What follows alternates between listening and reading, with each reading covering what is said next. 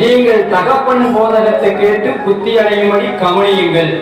யாருடைய போதனை? ஒரு தகப்பனின் போதனை. அப்பா இல்லாம இந்த உலகத்தை எந்த பிள்ளையும் இல்ல. பிள்ளைகள் தங்கள் தகப்பன் போதகத்தை கேட்டு புத்தி அடையும்படி கவனிக்கணுமா? ஒரு புள்ள அப்பாவுடைய போதனையை கேட்கலன்னா அது ஊதாரியா போகும். ஒரு தகப்பனுடைய போதகத்தை, ஒரு தகப்பனுடைய கண்டிஷனை, ஒரு தகப்பனுடைய கட்டளைகளை ஏற்றுக்கொள்ளாத எந்த பிள்ளையும் சமுதாயத்தில் நல்லா வாழ்ந்ததா சரித்திரமே இல்லை. உங்களுக்கு தெரியுமா? எத்தனை பேர் நம்ம கவனிக்கிறோம்? எத்தனை பிள்ளைய நம்ம பார்க்கிறோம்? எங்க அப்பாவை சில பேர் அப்பாவை வாழ பண்ண பேசுவான், சில பேர் அப்பாவை கெட்ட வார்த்தையே சொல்லி பேசுவான். ஏன்னா அந்த தகப்பன் அதுக்கு தகுதியானவனா இருந்திருக்க மாட்டான். அந்த பிள்ளைக்கு தகுதியான